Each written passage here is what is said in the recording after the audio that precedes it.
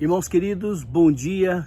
Hoje começa a nossa semana de testemunho, a começar pelos pastores. E hoje eu quero contar para os irmãos a minha vida antes de Jesus, como foi o meu encontro com Jesus e um pouco da minha vida depois que o Jesus me salvou. Bem, eu desde pequeno cria em Deus, cria em Jesus, cria no Espírito Santo, porque foi o que me ensinaram desde pequeno. Na escola primária, as minhas professoras eram monjas, eu me criei no catolicismo, me batizei, mas depois eu fui me afastando, e logo depois da morte da minha mãe, eu me afastei completamente da igreja. Eu comecei na minha juventude a buscar outras seitas. Eu frequentei a Seichonoe por um ano, frequentei o budismo por quase um ano também, e depois me afastei de tudo, não queria saber de mais nada. E logo após a morte da minha mãe querida, Maria Aparecida Pires Mostafá, eu comecei a minha vida de fumar, de beber, jogo de baralho a valer dinheiro. Eu perdia tanto dinheiro e no final do mês eu usava o meu salário para pagar as dívidas de jogo e depois tinha que emprestar dinheiro dos meus amigos de jogo para poder pagar as contas da minha casa. Imagina isso por tantos anos. Bem, certa vez eu estava em casa e eu estava pronto para dormir e de repente entrou um vento pela janela do meu quarto, me paralisou completamente e eu gritava socorro, me ajuda, mas eu não podia falar, estava paralisado. Aquele vento saiu e eu pude gritar socorro, meu Deus. Ninguém me escutou, nem meu irmão Joel, que estava dormindo ao meu lado.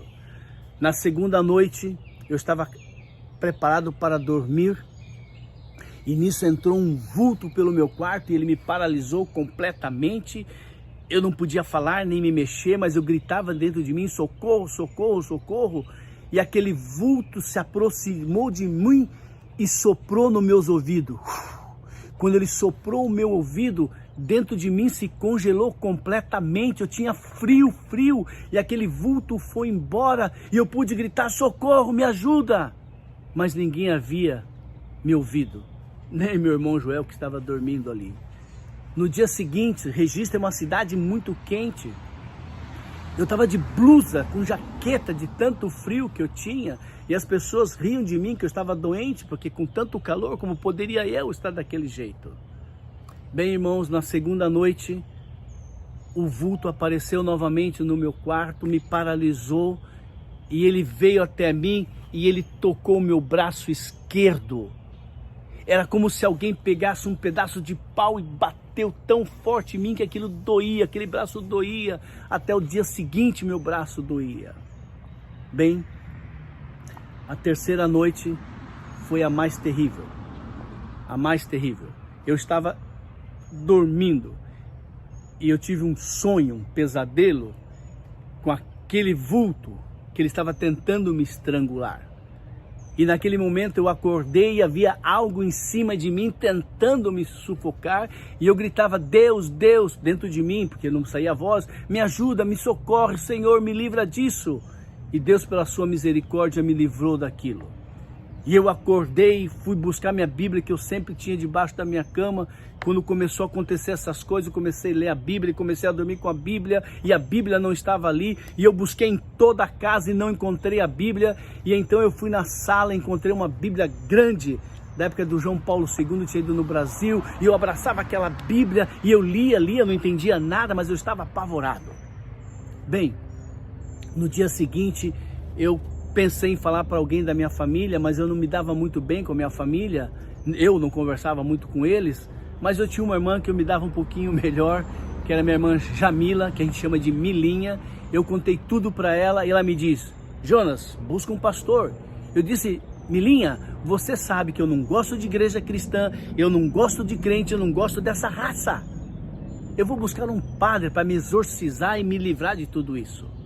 Bem, eu fui embora e fiquei pensando naquilo, e eu decidi ir na igreja. Então, na quarta-feira, eu fui até a igreja. Mas chegando na igreja, eu pensei, igreja? Que igreja nada. Eu vou para casa dos meus amigos, beber, fumar, jogar baralho, e isso sim que eu vou fazer. E eu fui embora. E aconteceu a mesma coisa na quinta-feira. Mas na sexta-feira, dia 18 de novembro de 1983, por volta das 9 da noite mais ou menos, eu fui até a igreja. Mas aí eu pensei, sexta-feira? Não. Igreja? Não. Eu vou para a rua, beber, fumar, bailar, bagunçar, é isso que eu vou. Mas quando eu peguei a minha motocicleta e eu saí, e eu cruzei o terreno da igreja com o vizinho, eu ouvi uma voz que me disse, Jonas, amanhã pode ser tarde demais. E eu voltei, assustado com aquilo que eu ouvi. Estacionei a moto, entrei na igreja e olhando pela fresta da porta, não tinha ninguém, havia um homem, não havia culto, não havia nada. Aquele homem me viu e perguntou para mim, o que você quer? Eu disse, eu não quero nada. Bem, eu quero falar com o pastor. Pastor? A essa hora? Já deve estar quase dormindo. E eu perguntei, posso entrar? Claro, pode entrar. E eu sentei no último banco e fiquei ali olhando a igreja. Nunca havia entrado numa igreja crente antes. De repente apareceu um homem baixinho, calvo, que andava com um pouquinho de dificuldade. E ele chegou a mim e me disse, você quer falar comigo? Eu disse, eu não, nem te conheço. Eu queria falar com um pastor. Ele disse, eu sou pastor. E naquele momento eu olhei para ele, a cabeça dele era grande e o seu corpo era pequeno. Aí eu esfregava o olho de novo e a sua cabeça era pequena e o seu corpo era grande. Bem, ele me levou numa sala, eu contei toda a história para ele com mais detalhes e ele sorrindo me disse, Jonas, Jesus te pode salvar, te pode livrar disso. Esse é Satanás que quer destruir a sua vida. E ele pregou o evangelho para mim, pregou a palavra de salvação. E ele me perguntou, você quer aceitar a Jesus nesse momento? E naquele momento, com os olhos fechados, eu vi dois Jonas. O Jonas que tinha que deixar a bebida, o cigarro, o baralho, a bagunça, as brigas. E um Jonas que tinha que ir todo domingo para a igreja, com camisa social, calça tergal e Bíblia debaixo do braço. Parecia uma eternidade que eu estava pensando. E eu disse, eu aceito Jesus. Quando eu disse eu aceito Jesus, algo diferente aconteceu, senti um gozo tão gostoso no meu coração. E o pastor orou por mim e depois ele orou e eu repeti a oração porque eu não sabia orar e eu entreguei minha vida para Jesus. Quando eu abri os meus olhos, eu vi o pastor Aguinaldo perfeito. Esse era o nome dele.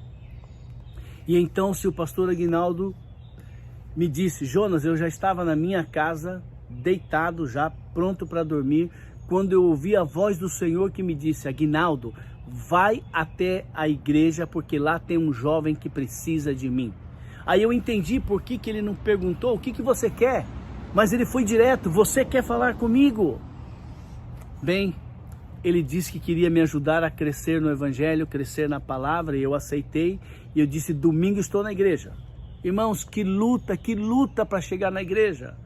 Porque passar por todo o bairro onde eu morava, com Bíblia debaixo do braço, calça tergal, todos me conheciam, iam rir de mim, era uma vergonha para mim, mas Deus me deu a força, Deus me deu a coragem e eu fui até a igreja. Comecei a frequentar a igreja todos os domingos, eu ia todas as quintas-feiras no estudo bíblico, eu ia ao sábado no culto dos jovens, eu ia domingo de manhã, escola bíblica dominical e culto, eu ia à noite, às 7 horas da noite, a reunião dos jovens, depois o culto, e eu comecei a crescer na palavra, comecei a caminhar com Jesus, e o Senhor Jesus mostrou para mim que eu tinha muitos inimigos, muitas pessoas que eu havia brigado e feito coisas feias com elas, e eu fui a todas elas pedir perdão. Apenas um me disse, eu não te perdoo.